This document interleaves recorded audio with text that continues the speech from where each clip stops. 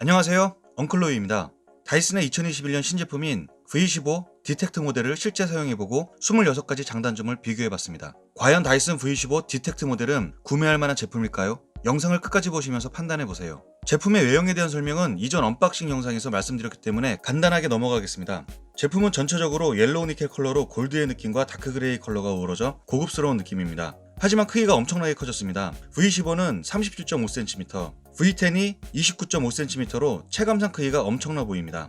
배터리 부분 역시 용량이 늘어나면서 두껍고 커져서 거치대는 호환이 안됩니다. 번외로 해외 다이슨에는 아웃사이즈라는 특대형 모델이 있는데 이 제품은 과연 얼마나 더 크다는 얘기인지 감이 오지 않습니다. 해외 현지 가격은 $699, 하나로 78만원 정도지만 배송비와 관세 등을 합치면 약 100만원 정도의 구매가 가능합니다. 이제 스펙과 함께 실제 사용 테스트를 비교해 보겠습니다. 실제 사용 테스트는 제가 기변을 하게 된 2년 넘게 사용 중인 다이슨 V15 151 에어와트 제품과 비교하였습니다. 참고로 저는 V11 모델을 건너뛴 기변입니다. 배터리 용량은 3600mAh로 V10보다 약 38%, 1000mAh 더 큽니다.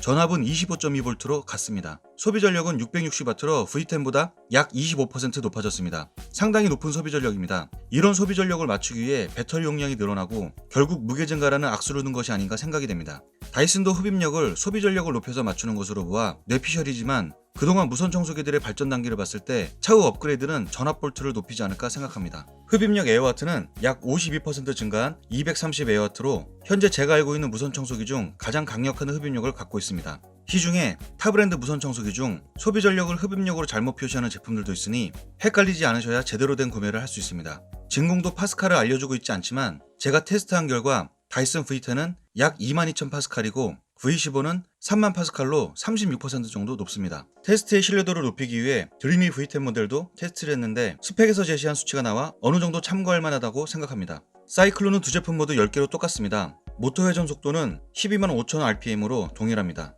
사용시간의 경우 V15는 바닥의 종류와 먼지 오염도에 따라 오토 모드로 흡입력이 바뀌기 때문에 예전 방식인 켜놓고 시간을 재는 것이 무의미하여 액정에 표시되는 데이터로 말씀드리겠습니다. 최대 파워 부스트 모드 상태에서 약 8에서 14분 정도 사용이 가능하고 일반 오토 모드에서는 약 38분 정도 사용이 가능하다고 표시되지만 상황에 따라 부스트 모드가 가동되어 더 적은 시간 동안 사용할 수 있습니다. 무게는 레이저 슬림 헤드를 장착 시 2.7kg, 하이토크 헤드 장착 시 무려 3.08kg으로 무거워졌습니다. 흡입력을 높이면서 작동 시간을 맞추기 위해 배터리 용량이 늘고 제품 자체 크기가 커지면서 어쩔 수 없이 무거워진 부분이지만 제가 생각할 때 다이슨 V15의 최대 단점이 되어버렸습니다. 소음은 1단에서 72.5dB, 2단 77.3dB, 3단 86.8dB로 V10과 비슷하거나 약간 높은 수준으로 흡입력 향상을 감안한다면 소음은 꽤 많이 줄였다는 것을 알 수 있습니다. 필터는 5중 필터로 이전 제품과 동일합니다. 실제 필터링 테스트에서도 미세먼지 수치가 낮아진 것을 알 수 있습니다. V15 제품의 액정은 많은 정보를 알려줍니다. 사용 가능한 시간 및 현재 흡입력 세기, 그리고 흡입되는 먼지의 크기를 통해 오염도를 눈으로 확인할 수 있습니다. 다이슨에서 야심차게 홍보하는 기능인데 솔직히 사용하면서 먼지 입자의 크기를 일일이 확인하지 않게 되어 오토 모드에서 오염도 측정을 위해 필요한 데이터를 제시해주는 정도라고 생각이 됩니다. 막히 말린 기능과 막혔을 때 모터에 무리가 가지 않도록 정지하는 기능도 똑같이 적용되어 있습니다. 작동하기 위해 누르고 있어야 하는 트리거 방식은 변함이 없습니다. 1-20만원대 트루버 파워 11과 에어메이드 더 500 플러스 제품에서 고정식 방아쇠를 경험한 저로서는 정말 불편한 부분입니다. 무게까지 늘어난 상태에서 더욱더 불편하고 손목에도 무리가 가서 제 청소 방식에 맞게 따로 보조 손잡이를 만들어 사용했었는데 V15에는 꼭 필요한 아이템이 되었습니다.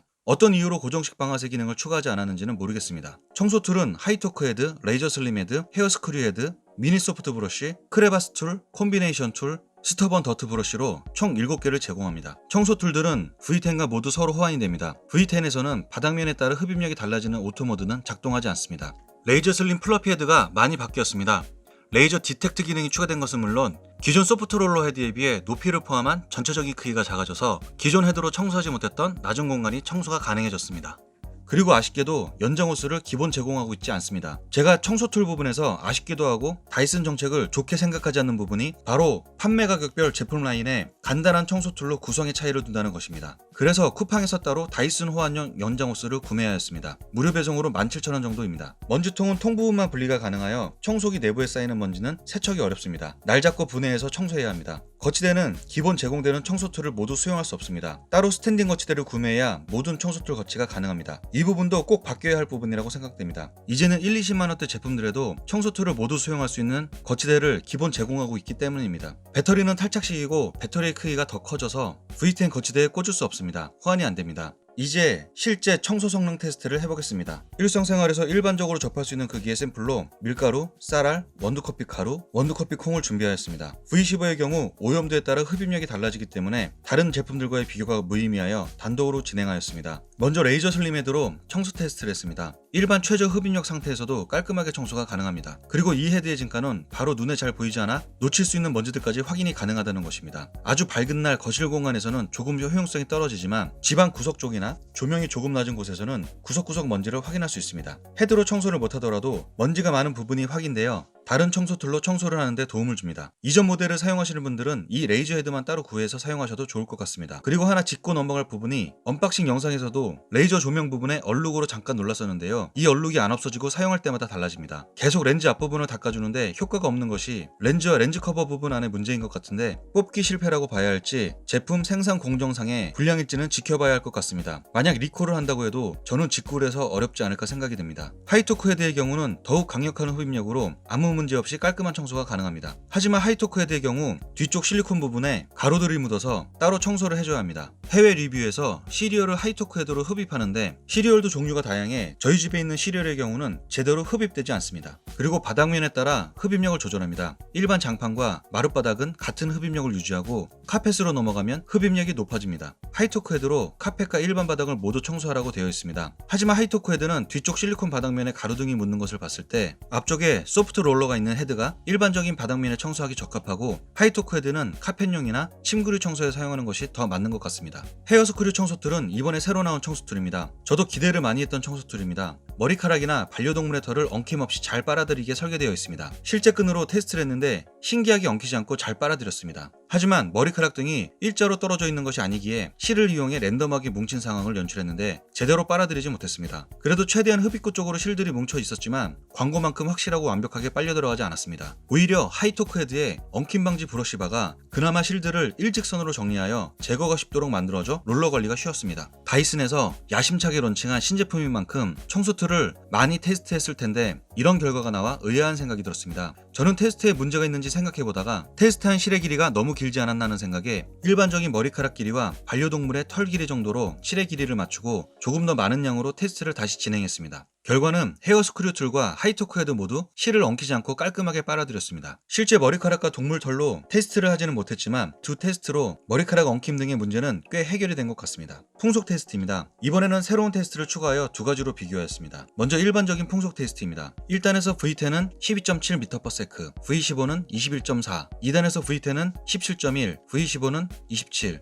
3단에서 V10은 30.4, V15는 45.2m/s입니다. V15의 풍속이 월등히 높고 제가 강조하는 평상시 2단파의 풍속이 높아져서 일반적인 청소가 조금 더 잘 될 수 있을 것 같습니다. 이번에 새로 준비한 테스트입니다. 기존의 흡입력 측정 방식들이 본체 자체에 연결하여 진행하였습니다. 하지만 실제 청소 시에는 헤드 부분의 흡입력이 진짜 흡입력이라는 생각에 테스트용 박스를 만들어서 손실되는 흡입력을 뺀 실제 먼지와 바닥에 적용되는 풍속을 테스트했습니다. 1단에서 V10은 4.9m/s, V15 레이저 슬림 헤드 5.6, 하이토크 헤드 7.3, 2단에서 V10은 6.1, V15 레이저 슬림 헤드 7.0, 하이토크 헤드 8.1, 3단에서 V10 8.3, V15 레이저 슬림 헤드 9.0, 하이토크 헤드 12.0m/s가 나왔습니다. 좀 충격적인 결과에 저도 조금 당황했습니다. 그 높은 수치들이 정작 바닥면 헤드 틈새 부분에서 손실되어 실제 측정값은 훨씬 낮다는 것을 알 수 있습니다. 자, 이제 정리를 해보겠습니다. 다이슨 V15 디텍트 제품은 현존 최강의 성능 업그레이드와 새로운 기능, 새로운 청소 툴 등으로 많이 좋아진 제품입니다. 특히 레이저 슬림 플러피 헤드의 경우는 안 보이는 먼지를 찾아내기 때문에 조금 더 깨끗한 청소에 도움을 줍니다. 바닥면과 오염도에 따라 흡입력이 조절되는 부분도 꽤 편리하고요. 헤어 스크류 툴과 하이토크 헤드의 엉킴 방지 기능도 꽤 훌륭했습니다. 하지만 향상된 흡입 성능을 제외하고는 모두 물음표가 붙는 내용들입니다. V10 이하 모델들에서 오토 모드만 포기한다면 헤드와 툴만 따로 구입하여 사용이 가능하고 실제 써보니 무게가 정말 큰 문제가 되었습니다. 진짜 크고 무겁습니다. 거기에 누르고 있어야 하는 방아쇠는 더욱 불편함을 가중시킵니다. 오토 모드도 좋지만 차라리 일반적인 2단 흡입력을 고정해도 청소에 큰 차이가 없을 것 같다는 생각도 듭니다. 이미 150Aw 정도의 청소기들로